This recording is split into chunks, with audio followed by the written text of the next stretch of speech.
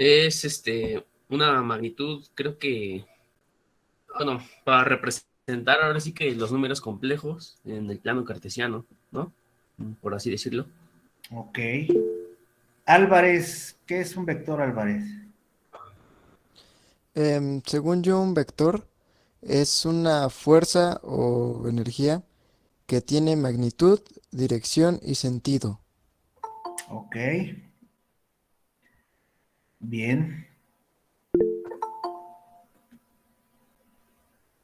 Básicamente, como sus compañeros nos indican, un vector es la representación gráfica de una fuerza dentro del plano cartesiano. Esta representación, como sus compañeros lo indican, tiene una dirección, magnitud y sentido. Dependiendo cómo esté graficado nuestro vector, este vector nos puede generar una componente en el eje X y una componente en el eje Y. A partir de ahí podemos encontrar nosotros lo que es nuestra fuerza resultante, en la cual pues vamos a ver algunos ejercicios. Como les decía, bien, ¿qué es un vector? Se llama un vector a un segmento de recta en el espacio que parte de un punto hacia otro, que tiene dirección, magnitud y sentido. Los vectores en física tienen por función expresar las llamadas magnitudes vectoriales. Los vectores se representan gráficamente con una flecha. Asimismo, cuando son expresados en fórmulas, se representan con la letra coronada por una flecha. Bien, decíamos que tienen magnitud, dirección y sentido. Ok. Tenemos magnitudes vectoriales. ¿Qué es una magnitud vectorial? Son aquellas que además de representar un número y una unidad, también requieren ser expresadas con una dirección y sentido, es decir, como un vector, de ahí el nombre de magnitudes vectoriales. Esto los distingue de las magnitudes escalares, las cuales solo requieren un número y una unidad. Por ejemplo, tenemos la velocidad, el desplazamiento, la aceleración, el impulso. Sí nos dicen en qué la magnitud y la unidad, pero también nos dan una dirección y un sentido. Dirección, módulo o magnitud, sentido, su punto de aplicación. Magnitud o módulo se refiere a la longitud o amplitud del vector. La dirección se refiere a la inclinación que posee el vector con respecto a un eje horizontal con la cual forma un ángulo. Vean, la dirección es la inclinación que posee un vector con respecto a un eje horizontal. Si hablamos de un eje horizontal, estamos hablando del eje X imaginario con el cual forma un ángulo. Sentido se refiere a la orientación del vector indicado por la cabeza de la flecha del vector. Bien, no me fijé si sí estoy sí estoy proyectando. Tenemos diferentes tipos de vectores. Los vectores nulos son aquellos donde el origen y el extremo coinciden y por lo tanto el módulo o magnitud es igual a cero. Tenemos un vector que inicia en el punto A, hace un recorrido y regresa al punto A. Vectores unitarios son aquellos cuyo módulo es igual a 1. Por ejemplo, tenemos un vector, nos dicen que ese vector tiene un valor igual a la unidad. Los vectores fijos son aquellos que expresan un punto de origen además de un extremo, el cual está determinado en un punto fijo del espacio. Suelen utilizarse para expresar la fuerza aplicada sobre algún punto. Se dice que el punto de origen es A y el extremo es B.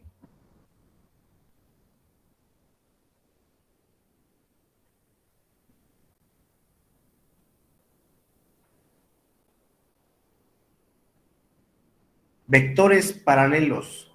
Están situados en rectas paralelas, pero poseen un mismo sentido o un sentido contrario. Acuérdense que al momento de hablar de rectas paralelas, pues son rectas que nunca se van a tocar entre sí. Vectores opuestos se caracterizan por tener la misma magnitud y dirección, pero su sentido es contrario. Vectores concurrentes o angulares son aquellos cuyas líneas de acción pasan por el mismo punto, es decir, se intersectan.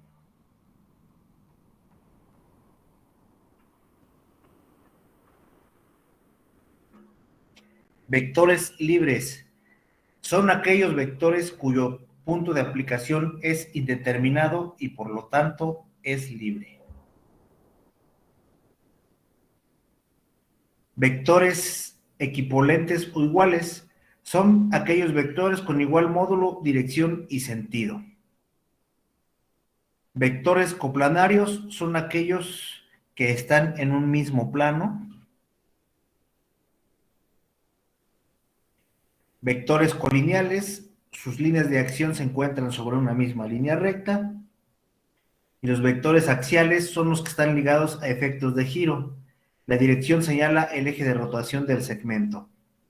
Cuando veamos por ahí la segunda condición de equilibrio, vamos a estar hablando de vectores axiales.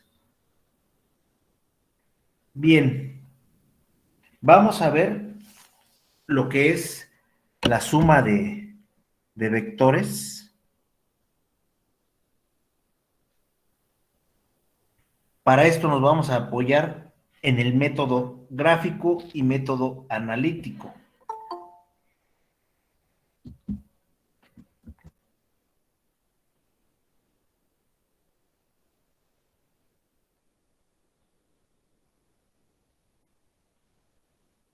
Suma de vectores por el método gráfico y método analítico. Vamos a iniciar con el método gráfico. Tenemos 4 puntos para el método gráfico. Si gustan anotarlos, se los voy diciendo. Método gráfico, punto número 1. Utiliza la misma escala para todos los vectores.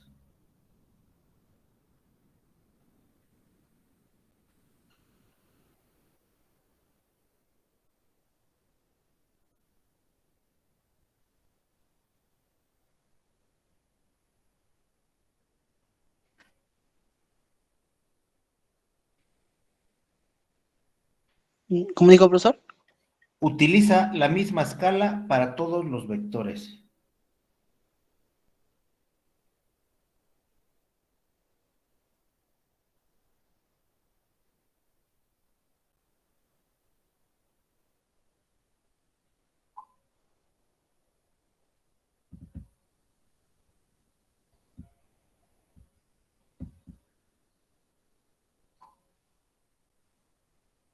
Número 2.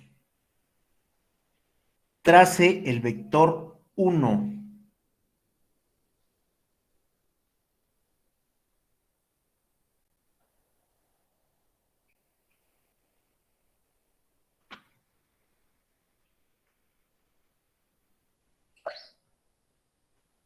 ¿Puede repetirlo, profesor? Sí, trace el vector 1. Gracias. Número 3. Al final del vector 1,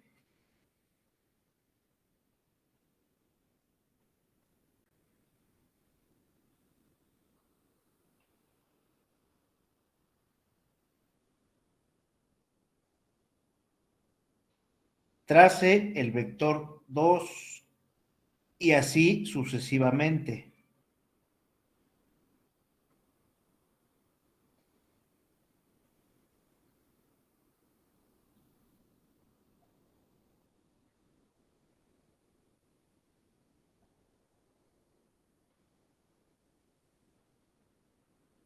Número 4.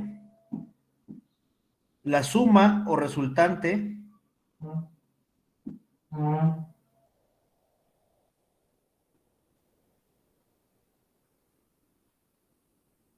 es la flecha que se traza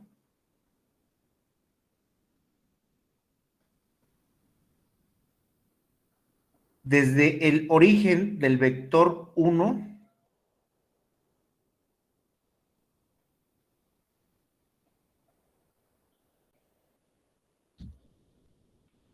hasta el final del último vector.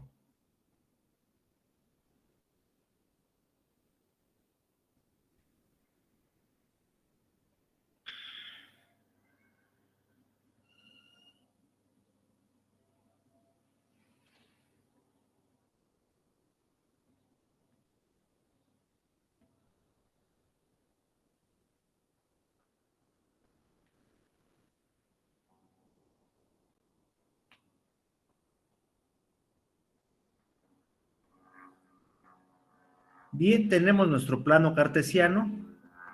Tengo mi eje X, mi eje Y. Tengo mi cuadrante 1, mi cuadrante 2, cuadrante 3 y el cuadrante 4. En esta parte, en el cuadrante 1, aquí está mi origen. En el cuadrante 1, tanto el valor para X como para Y va a ser positivo. Recuerden que una coordenada se forma de la forma X, Y. Entonces, aquí las dos coordenadas son positivas. En el cuadrante 2, la X está a la izquierda del origen, por lo tanto tiene un valor negativo. La Y está por encima del origen, por lo tanto tiene un valor positivo. En el cuadrante 3, la X está a la izquierda del origen, valor negativo. La Y está abajo del origen, tiene un valor negativo también. En el cuadrante 4, la X está a la derecha del origen, es positivo. La Y está abajo de mi origen, va a tener un valor negativo. Ese es mi plano cartesiano. Ahora, el método gráfico me dice, utiliza la misma escala para todos los vectores. ¿A qué se refiere? Que si yo digo que, por ejemplo, 1 kilómetro va a ser igual a 1 centímetro, utilice la misma escala para todos los vectores, para que podamos obtener el resultado correcto. Ahorita vamos a ver un ejercicio. Lo que les dicté fue el método gráfico. El método analítico prácticamente consta de dos formulitas. Yo les decía bien, tengo mi plano cartesiano. Aquí estoy representando un vector, ese es mi vector. Este vector tiene un ángulo, lo cual ese ángulo me está provocando una descomposición de fuerzas tanto en el eje X como en el eje Y. Entonces, nosotros vamos a procurar que cuando tengamos un ángulo medido a partir del eje X, vamos a manejar que el vector en X va a ser igual al vector por el coseno del ángulo. Y si en X ya ocupé el coseno del ángulo, escuché que alguien quería participar. ¿No?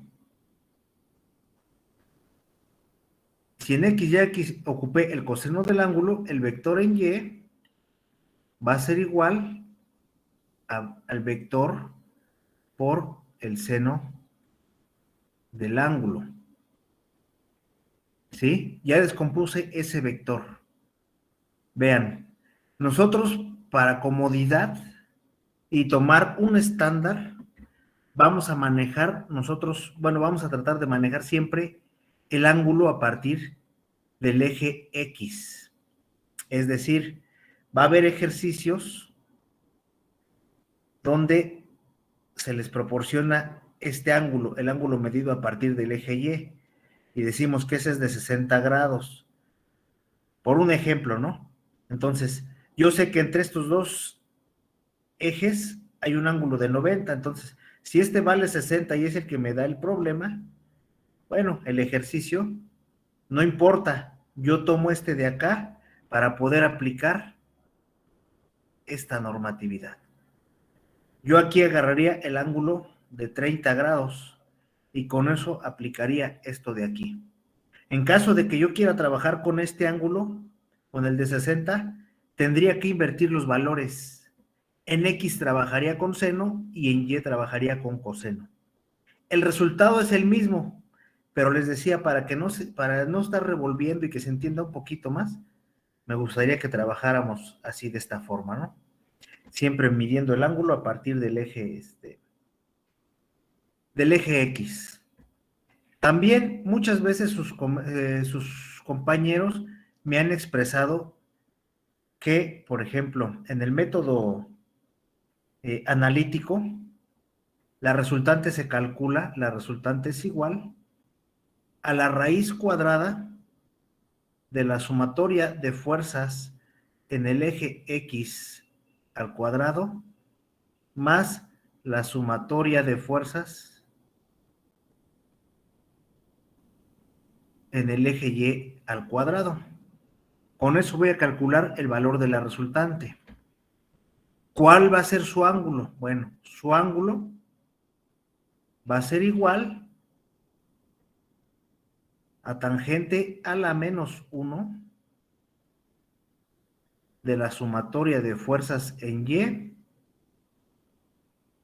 dividido entre la sumatoria de fuerzas en X. Ese sería el valor para encontrar el ángulo de mi fuerza resultante. ¿Qué pasa? De repente, con esta formulita, lo que vamos a garantizar es que nos dé el resultado de la resultante, pero medido a partir del eje X. Muchas veces la resultante nos queda en este cuadrante, por ejemplo, en el cuadrante 2. Entonces, algunos de sus compañeros me dicen, oiga, profesor, es que el ángulo de aquí hasta acá vale 130 grados. Ok, es correcto. Con esta fórmula, lo que nosotros estaríamos obteniendo es el ángulo medido, pero a partir del eje X estaríamos obteniendo este ángulo, que este ángulo sería, si de aquí hasta acá hay 180 y esta vale 130, este valdría 50 grados. Este ángulo valdría 50 grados. Entonces muchas veces me dicen, es que yo me acostumbré a trabajar con este ángulo, profesor, de 130 grados. No hay ningún problema si lo quieren trabajar de esa forma, no hay ningún problema. O si me indican que vale 50 grados, yo ya sé que es medido a partir del eje X. Ese sería el método analítico, el análisis del método analítico. Vamos a ver un ejercicio. Dice, calcular la suma de los vectores A y B. Calcular la suma de los vectores A y B.